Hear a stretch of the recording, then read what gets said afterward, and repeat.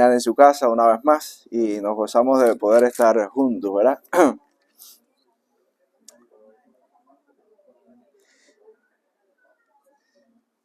Les invito a compartir con nosotros este devocional. Gracias a Dios, nos podemos congregar juntos en la casa del Señor hoy en este lugar, nuestro último domingo en este lugar. Así que a partir del domingo, bueno, el domingo próximo, después lo anunciamos, estaremos en casa de nuestro hermano Roger y Lorena, que vamos allí a tener nuestra comida por fin de año y vamos a compartir, pero ya a partir del primer domingo de enero estaremos en el otro lugar, ¿verdad?, donde nos vamos a estar congregando. Así que este es nuestro último culto en este lugar y le damos gracias a Dios por ello. Estamos, ¿verdad?, celebrando la Navidad. Toda la cristiandad está celebrando en este tiempo el nacimiento de nuestro Señor Jesucristo. La historia cristiana ha tenido 3 grandes eventos alrededor de la persona de Cristo, que son motivos para celebrar y darle gracias al Señor y festejar. El primero de ellos fue el nacimiento de Cristo. El segundo, la muerte y crucifixión y resurrección de Cristo. Y el tercero no lo hemos celebrado, lo vamos a celebrar, que es la segunda venida de Cristo en gloria, ¿verdad? Esos son los 3 grandes eventos que la iglesia cristiana puede celebrar con gozo. Así que cuando viene la Navidad indiscutiblemente, a pesar de todo, ¿no?, que tiene sus cosas, para algunos es una etapa un poco nostálgica, vienen recuerdos, ¿verdad?, a nuestra vida un poco a veces triste, pero indiscutiblemente es una etapa bonita para la fe cristiana, es una etapa tremenda, una oportunidad grande para compartir el Evangelio de Jesucristo en un mundo tan que se ha comercializado tanto, donde Satanás ha tratado de tergiversar todas las cosas bonitas que el cristianismo ha hecho y se ha dedicado, ¿verdad?, a hacer. El cristianismo ha hecho cosas hermosas en la historia. Por ejemplo, el Día de las Madres lo inventaron los cristianos, no los inconversos. De hecho, la persona que inventó el Día de las Madres, cuando vio lo que se convirtió el Día de las Madres, después se arrepintió de haberlo. Porque su propósito no era hacer de eso un evento, una fiesta que la gente... fue bien bonito. El cristianismo ha inventado tantas cosas lindas, ¿verdad?, que el mundo ha tergiversado. Pero nosotros seguimos predicando la palabra, a pesar de que Satanás haga sus intentos, ¿verdad?, de tratar de desviar todas las cosas buenas y hermosas que la fe cristiana ha celebrado. Pero una de estas cosas hermosísimas es precisamente la Navidad, celebrar el nacimiento de Cristo. Cristo vino un día a la historia, entró a este mundo para darnos una gran bendición. Pero hay cosas que vienen a mi mente cuando, yo no sé si a ustedes les pasa, ¿no?, lo que significó que Cristo hubiera venido a este mundo y cuántas bendiciones podemos tener, cuántas bendiciones tenemos en ese acontecer, ¿verdad? La Biblia dice que Cristo, que Dios se humilló a sí mismo, ¿verdad?, y se hizo semejante a nosotros y vino a este mundo. Y dice que se hizo hombre como nosotros. ¿Ustedes saben qué significa que Cristo se haya hecho hombre? Hay una aventura, yo la vi desde niño y me gustaba muchísimo. Yo no sé si ustedes la recuerdan, El Príncipe y el Mendigo, ¿verdad? A mí me encantaba las aventuras de, creo que era Tom Canty, ¿no?, el nombre de él. Eran 2 muchachos que eran exactamente iguales, pero uno era un mendigo y otro era un príncipe. Un día se encontraron, se dieron cuenta que eran exactamente iguales y el príncipe se habló con el mendigo y le dijo: oye, vamos a cambiar los papeles, me hace falta que tú te vistas como yo, entres en el palacio y yo me voy a vestir como tú y voy a vivir como un mendigo. Él quería saber cómo vivía la gente. Y mire, no hay nada más frustrante que cuando usted está en una posición privilegiada, que la gente no lo reconozca y te trate como si fueras un mendigo. Y cuando yo pensaba en esta historia me acordaba de la humillación de Cristo. ¿Qué significó? Que Cristo se haya humillado y haya venido a la tierra. ¿Cuánto tuvo que soportar? Y pienso desde la niñez de Jesús. Ustedes saben qué significa que el creador de la vida, siendo creado, eso no tiene explicación. De hecho, el mundo teológico se ha envuelto para tratar de explicar ese evento. Algunos dicen, no, Dios no fue creado, Dios fue, no es lo mismo ser creado que ser engendrado. Y yo me pregunto, ¿cuál es la diferencia? ¿Dónde está el punto de diferencia? Porque nuestro Dios, lo que pasa es que no lo entendemos, se hizo un bebé y tuvo que ser formado en el vientre de una madre. ¿Qué significa eso? La mente humana no puede explicar eso. ¿Verdad? La santidad manchada de sangre. Que a Dios, cuando nazca, haya que darle una nalgada para que llore. La Biblia dice que Dios se humilló a sí mismo y se hizo semejante a nosotros. Ese fue todo el proceso de Dios.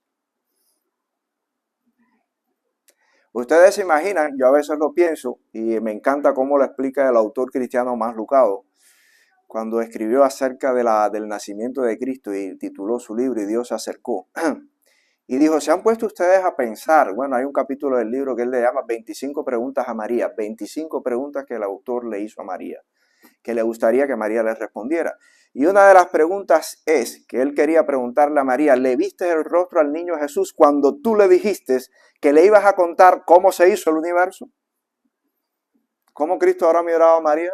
¿Me vas a contar cómo se hizo el universo? Y que a María le haya contado su historia y que Jesús haya pensado, y todavía te falta mucho más, no me has contado toda la historia porque no la sabes. Y Jesús tuvo que hacer silencio, hacer como que él no sabe cómo se hizo el universo. Qué tremendo, ¿verdad? Eso es Navidad. La Navidad es una celebración de lo que Dios ha hecho por nosotros que no tiene explicación.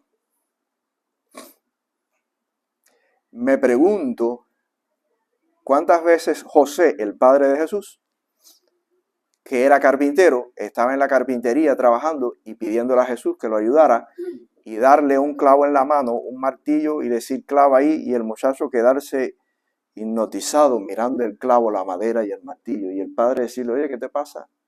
Ponte a trabajar, te dije que clavaras eso. Y a lo mejor Jesús pensando en la cruz, ¿cómo lo iban a clavar a él?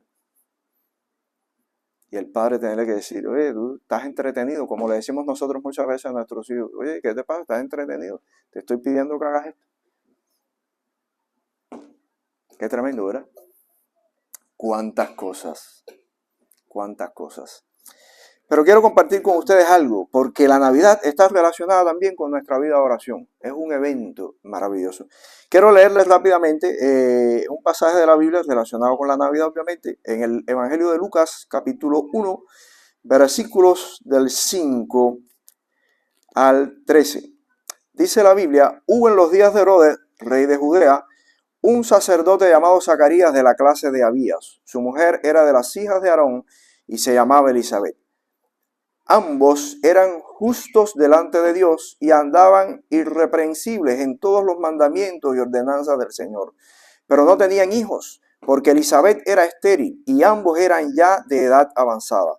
Aconteció que ejerciendo Zacarías el sacerdocio delante de Dios, según el orden de su clase, conforme a la costumbre del sacerdocio, le tocó en suerte ofrecer el incienso, entrando en el santuario del Señor.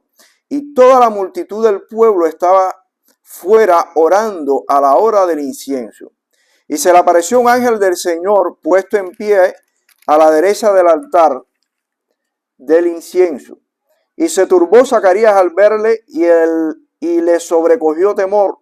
Pero el ángel le dijo, Zacarías, no temas, porque tu oración ha sido oída y tu mujer Elizabeth te dará a luz un hijo y llamarás su nombre Juan. Qué tremendo pasaje, ¿verdad? Dice la Biblia que en ese tiempo había un matrimonio, hombres fieles al Señor, los dos, tanto la mujer como el hombre, de la familia sacerdotal. Ese día les tocó en suerte porque los sacerdotes, la orden sacerdotal, el grupo sacerdotal, lo conformaban aproximadamente un grupo de 24 personas o 24 familias que durante el año a cada familia le correspondía ofrecer o hacer el incienso en el altar según las leyes y las costumbres judías sacerdotales. Dice que ese tiempo le tocó a la familia estos hermanos, a esta familia, le tocó hacer el sacerdocio a Zacarías y a su esposa. Pero Zacarías y su esposa, la Biblia añade que tenían un problema, y los problemas, ¿verdad?, generan ciertos conflictos. La Biblia hace un paréntesis en la descripción, le tocó a Zacarías, dice, pero su mujer era estéril y no podían tener hijos. Y dice la Biblia, ese era el problema, y los problemas siempre traen sus consecuencias, sus conflictos, y dice, y ellos eran ya de edad avanzada. Pero en el versículo 13, al final, cuando aparece el ángel, allí al final de este versículo, dice la Biblia que se apareció un ángel del Señor y Zacarías se quedó anonadado con aquello, nunca le había pasado cosa igual y tuvo miedo, obviamente. Y el ángel le dijo a Zacarías, no tengas miedo, Zacarías. El Señor, mire qué tremendo las cosas que hace el Señor. ¿Verdad? La Navidad es bonita. El Señor le dijo, Zacarías, no tengas miedo. El Señor ha escuchado tu oración.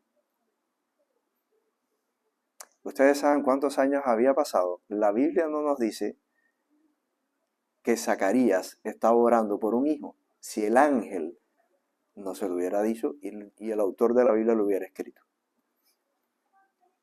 La Biblia sencillamente nos pone el detalle y nos dice, no tenían hijos y eran ya ancianos. Y el ángel se le aparece y dice, Zacarías, no tengas miedo. El Señor ha escuchado tu oración. ¿Cuántos años, verdad? Orando por un hijo. Pero el Señor siempre oye nuestras oraciones, mis hermanos. El Señor siempre oye tu oración. El mensaje para esta mañana es, no desistas de orar. Estar en el centro de la voluntad de Dios no significa que no vamos a tener problemas. El problema y el tiempo de duración del problema no significa que no estamos dentro de la voluntad de Dios. ¿Cuántos años Zacarías estuvo orando por eso? No lo sabemos. Lo cierto es que la Biblia añade que eran ya ancianos. Y el ángel se le apareció para responderle una oración largamente pedida por años. ¿Cuál es tu problema? ¿Cuál es tu problema? ¿Verdad? Pudiéramos decirnos a nosotros hoy, ¿es tu trabajo? ¿Es un sueño anhelado pero que no lo has logrado y a lo mejor desististe? ¿Es tu esposo o tu esposa? ¿Quieres que sean mejores pero ni siquiera van a la iglesia? ¿Es un hijo que no tienes? ¿Es un empleo o un sueño de querer hacer algo, pero los años, cuando te miras a ti mismo, ¿verdad? Mis años, ya te piensas que los años, ya por los años no puedo, ¿verdad? Es un ministerio que quieres desarrollar, pero no sabes cómo, y los años te van cobrando factura. Pero Dios escucha nuestras oraciones. El ángel le dijo a Zacarías, no tengas miedo, ¿verdad? Casi siempre el miedo va acompañado de los conflictos. Y por eso tomamos decisiones equivocadas. 2 consejos. Vuelve a definir tu sueño. Vuelve a redefinirlo. Segundo, no desista de orar por ello.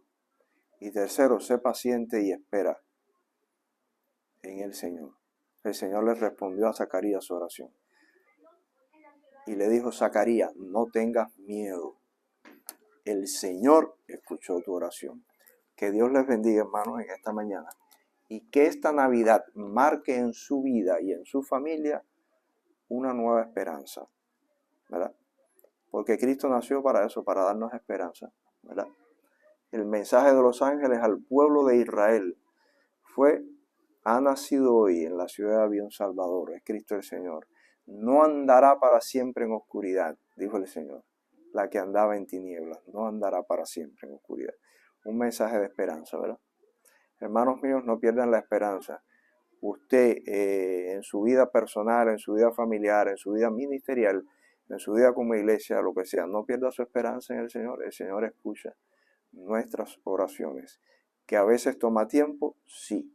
Que a veces usted está limitado, sí.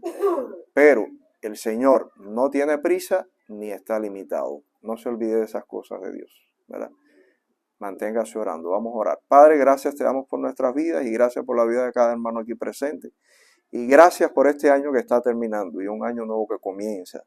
Gracias por la bendición de ser la iglesia que tú nos has reunido aquí, que nos has traído aquí, oh Señor, con muchas limitaciones, pero con el Dios Todopoderoso, que lo forma todo, lo hace todo y lo termina todo para la gloria y honra suya y para bendición de sus hijos. Gracias, Padre. Bendice esta congregación, a cada vida, a cada hermano que esté en este lugar. Y gracias porque tú siempre escuchas nuestras oraciones. Termina, oh Señor, y completa la obra que has empezado en nosotros. Y que el miedo no nos haga desistir, Señor, de perseverar en ti y de hacer las cosas que a ti te agradan. Guárdanos en tus misericordias y perdona nuestras muchas faltas y pecados. En el nombre de Jesucristo te oramos. Amén.